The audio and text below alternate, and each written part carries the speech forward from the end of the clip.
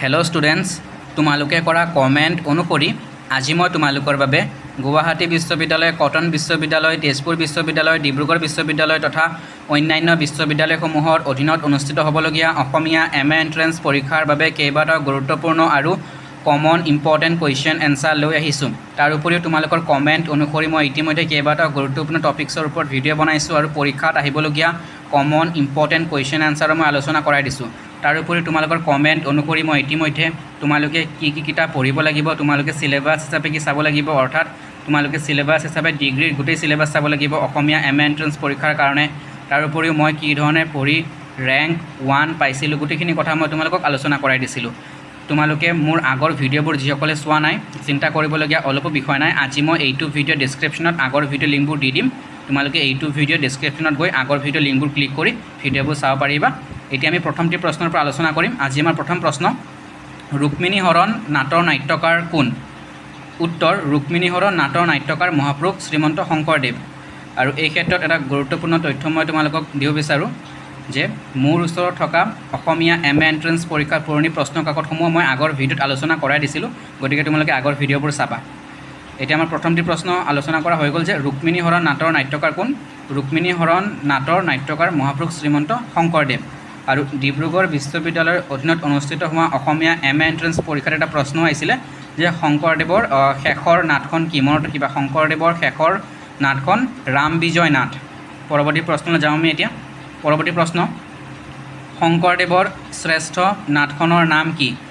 উত্তৰ, শংকৰদেৱৰ শ্ৰেষ্ঠ নাটখনৰ নাম পাৰিজাত হৰণ। মনত ৰাখিবা। পৰৱৰ্তী প্ৰশ্ন, কেলিগোপাল নাটখন কাৰ ৰচনা? উত্তৰ, কেলিগোপাল নাটখন শংকৰদেৱৰ ৰচনা। আৰু এই ক্ষেত্ৰত এটা গুৰুত্বপূৰ্ণ তথ্য মই দিব বিচাৰোঁ যে গুৱাহাটী বিশ্ববিদ্যালয়ৰ অধীনত অনুষ্ঠিত হোৱা অসমীয়া MA এণ্ট্ৰেন্স পৰীক্ষাত আৰু কটন বিশ্ববিদ্যালয়ৰ অধীনত অনুষ্ঠিত হোৱা অসমীয়া MA এণ্ট্ৰেন্স পৰীক্ষাত এটা প্ৰশ্ন আহিছিলে যে শংকৰদেৱৰ গুণমালা পুথিখন কি চন্দত ৰচিত? মনত ৰাখিবা, কুকুমমালা চন্দত ৰচিত। মনত ৰাখিবা। পৰৱৰ্তী প্ৰশ্নলৈ যাম আমি। পৰৱৰ্তী প্ৰশ্ন, শংকৰদেৱৰ শেষ নাট্যকৃতি কি? আমি এইটো আলোচনা কৰিছোঁ ইতিমধ্যে যে শংকৰদেৱৰ শেষ নাট্যকৃতি ৰাম বিজয় নাট। পৰৱৰ্তী প্ৰশ্ন, শংকৰদেৱৰ সাহিত্যিক জীৱনৰ কীৰ্তিস্তম্ভ বুলি কোনখন গ্ৰন্থ কোৱা হয়? আমি সকলোৱে জানো শংকৰদেৱৰ সাহিত্যিক জীৱনৰ কীৰ্তিস্তম্ভ বুলি কীৰ্তন ঘোষা কোৱা হয়। পৰৱৰ্তী প্ৰশ্ন, শংকৰদেৱৰ কোনখন গ্ৰন্থক অসমীয়া সাহিত্যৰ মৌচাক বোলা হৈছে? উত্তৰ, শংকৰদেৱৰ কীৰ্তন ঘোষাক অসমীয়া সাহিত্যৰ মৌচাক বোলা হৈছে। পৰৱৰ্তী প্ৰশ্ন, শংকৰদেৱৰ কীৰ্তন ঘোষাক মৌচাক বুলি কোনজন পণ্ডিতে কৈছিল? মনত ৰাখিবা, শংকৰদেৱৰ কীৰ্তন ঘোষাক মৌচাক বুলি জ্ঞাননাথ বৰদেৱে কৈছিলে। আৰু এটা গুৰুত্বপূৰ্ণ তথ্য মই প্ৰদান কৰিব বিচাৰোঁ, শংকৰদেৱৰ একমাত্ৰ সংস্কৃত গ্ৰন্থখনৰ নাম কি? মনত ৰাখিবা, সংস্কৃত গ্ৰন্থখনৰ নাম ভক্তি ৰত্নাকৰ। মনত ৰাখিবা, গুৰুত্বপূৰ্ণ প্ৰশ্ন। শংকৰদেৱৰ একমাত্ৰ সংস্কৃত গ্ৰন্থখনৰ নাম ভক্তি ৰত্নাকৰ। পৰৱৰ্তী প্ৰশ্নলৈ যাওঁ আমি এতিয়া। পৰৱৰ্তী প্ৰশ্ন, অৰ্জুন ভঞ্জন নাটৰ নাট্যকাৰ কোন? আৰু এটা গুৰুত্বপূৰ্ণ কথা মই ক'ব বিচাৰোঁ যে এই প্ৰশ্নটো শংকৰদেৱৰ কীৰ্তন ঘোষাক মৌচাক বুলি কোনজন পণ্ডিতে কৈছিল? এই প্ৰশ্নটো অসমীয়া স্লেট পৰীক্ষাৰ প্ৰশ্ন কাকতত আহিছিলে, পুৰণি প্ৰশ্ন কাকত। মনত ৰাখিবা আৰু তোমালোকে ভালদৰে পঢ়িবা, কিয়নো পৰৱৰ্তী সময়ত তোমালোকে অসমীয়া নেট স্লেট পৰীক্ষাৰ বাবেও তোমালোকে পঢ়িব লাগিব। গতিকে একেলগে ধুনীয়াকৈ তোমালোকে মন দি পঢ়ি যোৱা যাতে সম্পূৰ্ণ ধাৰণা তোমালোকৰ হয়, কিয়নো তোমালোকে নেট স্লেট পৰীক্ষা তোমালোকে ভৱিষ্যতে দিব লাগিব। গতিকে ভালদৰে সকলোৱে মনোযোগ দি পঢ়ি যাবা এতিয়াৰ পৰাই ভালদৰে। এতিয়া আমাৰ প্ৰশ্ন, অৰ্জুন ভঞ্জন নাটৰ নাট্যকাৰ কোন? অৰ্জুন ভঞ্জন নাটৰ নাট্যকাৰ মহাপুৰুষ মাধৱদেৱ। মনত ৰাখিবা। পৰৱৰ্তী প্ৰশ্ন, মাধৱদেৱ কোন যুগৰ নাট্যকাৰ? উত্তৰ, মাধৱদেৱ বৈষ্ণৱ যুগৰ নাট্যকাৰ। পৰৱৰ্তী প্ৰশ্ন, মাধৱদেৱ বিৰচিত পূৰ্ণাংগ নাটখনৰ নাম কি? মাধৱদেৱ বিৰচিত পূৰ্ণাংগ নাটখনৰ নাম অৰ্জুন ভঞ্জন। মনত ৰাখিবা। পৰৱৰ্তী প্ৰশ্ন, আৰু এটা গুৰুত্বপূৰ্ণ কথা যে অৰ্জুন ভঞ্জন মাধৱদেৱৰ বিৰচিত পূৰ্ণাংগ নাট। আৰু এই প্ৰশ্নটো গুৱাহাটী বিশ্ববিদ্যালয়ৰ অধীনত অনুষ্ঠিত হোৱা অসমীয়া MA এণ্ট্ৰেন্স পৰীক্ষাটো আহিছিলে পুৰণি প্ৰশ্ন কাকতত, মনত ৰাখিবা, গুৰুত্বপূৰ্ণ প্ৰশ্ন। পৰৱৰ্তী প্ৰশ্নলৈ যাওঁ আমি। অসমীয়া গদ্য সাহিত্যৰ জন্মদাতা কোন? মনত ৰাখিবা, অসমীয়া গদ্য সাহিত্যৰ জন্মদাতা ভট্টদেৱ। আৰু ভট্টদেৱৰ সম্পূৰ্ণ নাম মনত ৰাখিবা, পৰীক্ষাত আহে প্ৰশ্ন, বৈকুণ্ঠ নাথ ভাগৱত ভট্টাচাৰ্য, মনত ৰাখিবা।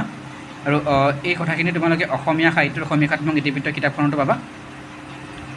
মই আগৰ ভিডিঅ'বোৰত আলোচনা কৰাই দিছোঁ, এই কথাখিনি মনত ৰাখিবা, ইম্পৰ্টেণ্ট প্ৰশ্ন হয় পৰীক্ষাত, এইবোৰ বিষয়ৰ ওপৰত প্ৰশ্ন আহে কিন্তু মনত ৰাখিবা, ইম্পৰ্টেণ্ট প্ৰশ্ন হয়। ব্যাসকুচি সত্ৰ কোনে স্থাপন কৰে? মনত ৰাখিবা, ব্যাসকুচি সত্ৰ ভট্টদেৱে স্থাপন কৰে।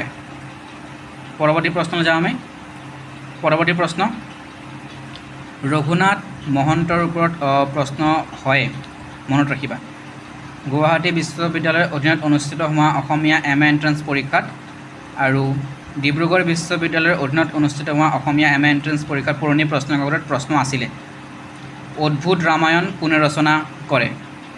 উত্তৰ, অদ্ভুত ৰামায়ণ ৰঘুনাথ মহন্তই ৰচনা কৰে। পৰৱৰ্তী প্ৰশ্ন, ৰঘুনাথ মহন্তৰ শেষ বয়সৰ ৰচনা কি? ৰঘুনাথ মহন্তৰ শেষ বয়সৰ ৰচনা কথা ৰামায়ণ। এইটো প্ৰশ্ন আছিলে, কথা ৰামায়ণৰ ৰচক কোন? এই প্ৰশ্নটো আহিছিলে গুৱাহাটী বিশ্ববিদ্যালয়ৰ অধীনত অনুষ্ঠিত হোৱা অসমীয়া MA এণ্ট্ৰেন্স পৰীক্ষাত আৰু ডিব্ৰুগড় বিশ্ববিদ্যালয়ৰ অধীনত অনুষ্ঠিত হোৱা অসমীয়া MA এণ্ট্ৰেন্স পৰীক্ষাত। মনত ৰাখিবা, এই প্ৰশ্নটো আহিছিলে, কথা ৰামায়ণৰ ৰচক কোন? মনত ৰাখিবা, ৰঘুনাথ মহন্ত। পৰৱৰ্তী প্ৰশ্ন, কথা ৰামায়ণৰ কেইটা কাণ্ড পোৱা যায়? কথা ৰামায়ণৰ 4টা কাণ্ড পোৱা যায়। পৰৱৰ্তী প্ৰশ্ন, ৰঘুনাথ মহন্তৰ প্ৰথম ৰচনা কি? ৰঘুনাথ মহন্তৰ প্ৰথম ৰচনা শত্ৰুঞ্জয় কাব্য, মনত ৰাখিবা। পৰৱৰ্তী প্ৰশ্নলৈ যাম। পৰৱৰ্তী প্ৰশ্ন, ৰঘুনাথ মহন্তৰ দ্বিতীয় ৰচনা কি আছিলে? ৰঘুনাথ মহন্তৰ দ্বিতীয় ৰচনা আছিলে, মনত ৰাখিবা, অদ্ভুত ৰামায়ণ। অদ্ভুত ৰামায়ণ, মনত ৰাখিবা। পৰৱৰ্তী প্ৰশ্ন, ৰঘুনাথ মহন্তৰ সৰ্বশ্ৰেষ্ঠ ৰচনা কি? মনত ৰাখিবা, ৰঘুনাথ মহন্তৰ সৰ্বশ্ৰেষ্ঠ ৰচনা কথা ৰামায়ণ, মনত ৰাখিবা, ৰঘুনাথ মহন্তৰ সৰ্বশ্ৰেষ্ঠ ৰচনা কথা ৰামায়ণ। পৰৱৰ্তী প্ৰশ্নলৈ যাওঁ আমি। পৰৱৰ্তী প্ৰশ্ন, তুলনামূলক সাহিত্যৰ বিষয়টোৱে ক'ত জন্ম লাভ কৰে?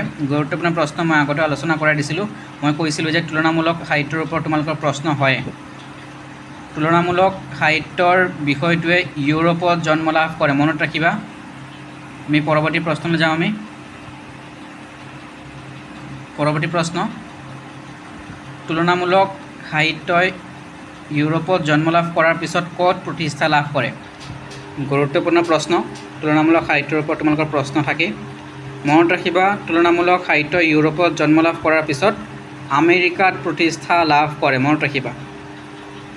তুলনামূলক সাহিত্য ইউৰোপত জন্ম লাভ কৰাৰ পিছত আমেৰিকাত প্ৰতিষ্ঠা লাভ কৰে। পৰৱৰ্তী প্ৰশ্ন, আমাৰ পৰৱৰ্তী প্ৰশ্ন, কম্পাৰেটিভ লিটাৰেচাৰৰ অসমীয়া প্ৰতিশব্দ কি? কম্পাৰেটিভ লিটাৰেচাৰৰ অসমীয়া প্ৰতিশব্দ, মনত ৰাখিবা, তুলনামূলক সাহিত্য। কম্পাৰেটিভ লিটাৰেচাৰৰ অসমীয়া প্ৰতিশব্দ তুলনামূলক সাহিত্য। আৰু এটা গুৰুত্বপূৰ্ণ কথা মনত ৰাখিবা, কম্পাৰেটিভ লিটাৰেচাৰ পদটো কোনে পোনপ্ৰথমে প্ৰয়োগ কৰিছিলে? এই প্ৰশ্নটো কিন্তু তোমালোকৰ পুৰণি প্ৰশ্ন কাকতত আহিছিলে। পুৰণি প্ৰশ্ন কাকতত এই প্ৰশ্নটো আহি গৈছে। কটন বিশ্ববিদ্যালয়ৰ অধীনত অনুষ্ঠিত হোৱা অসমীয়া MA এণ্ট্ৰেন্স পৰীক্ষাটো আহিছিলে। তাৰ উপৰিও এই প্ৰশ্নটো অৰ্থাৎ কম্পাৰেটিভ লিটাৰেচাৰ তুলনামূলক সাহিত্য পদটো কোনে পোনপ্ৰথমে প্ৰয়োগ কৰিছিলে? এই প্ৰশ্নটো 2023 চনত জুন মাহত অনুষ্ঠিত হোৱা অসমীয়া নেট পৰীক্ষাটো আহিছিলে। মনত ৰাখিবা, মেথিউ আৰ্নল্ডে ভনীয়েকলৈ লিখা এখন ব্যক্তিগত চিঠিত কম্পাৰেটিভ লিটাৰেচাৰ পদটো পোনপ্ৰথমে প্ৰয়োগ কৰিছিল, মনত ৰাখিবা, গুৰুত্বপূৰ্ণ তথ্য। এতিয়া পৰৱৰ্তী প্ৰশ্নলৈ যাম। পৰৱৰ্তী প্ৰশ্ন, কম্পাৰেটিভ লিটাৰেচাৰ শব্দটোৰ প্ৰথম প্ৰয়োগ কোনে কৰে? ইতিমধ্যে আমি আলোচনা কৰিছোঁৱে। কম্পাৰেটিভ লিটাৰেচাৰ শব্দটোৰ পোনপ্ৰথমে ইংৰাজ কবি আৰু সাহিত্য সমালোচক মেথিউ আৰ্নল্ডে কৰে। আৰু এটা গুৰুত্বপূৰ্ণ তথ্য মই প্ৰদান কৰিব বিচাৰোঁ সংস্কৃতিৰ ক্ষেত্ৰত মেথিউ আৰ্নল্ডে আগবঢ়োৱা সংজ্ঞাটো গুৰুত্বপূৰ্ণ মনত ৰাখিবা পুৰণি অসমীয়া স্লেট পৰীক্ষাৰ প্ৰশ্নকাকততো আহিছিলে যে মেথিউ আৰ্নল্ডৰ মতে মাধুৰ্য আৰু আলোকেই হৈছে সংস্কৃতি এই সংজ্ঞাটো মনত ৰাখিবা আৰু সংস্কৃতিৰ সংজ্ঞাৰ ওপৰত কিন্তু প্ৰশ্ন থাকে মই আগৰ ভিডিঅ'টো আলোচনা কৰাই দিছিলোঁ ব্ৰজাৱলী ভাষা বৰগীত সম্পৰ্কেও কোনে কি মন্তব্য আগবঢ়াইছিলে ডক্টৰ বাণীকান্ত কাকতিয়ে বৰগীতক নবেল নাম্বাৰ্ছ বুলি আখ্যা দিছিলে মই আগৰ ভিডিঅ'ত আলোচনা কৰাই দিছিলোঁ এইবোৰ বিষয়ৰ ওপৰত প্ৰশ্ন হয় তোমালোকে অসমীয়া সাহিত্যৰ সমীক্ষাত্মক ইতিবৃত্ত এই কিতাপখনত এইবোৰ আলোচনা পাবাই মই আগৰ ভিডিঅ'বোৰত আলোচনা কৰাই দিছিলোঁ তোমালোকে আগৰ ভিডিঅ'বোৰ চাবা এতিয়া আমি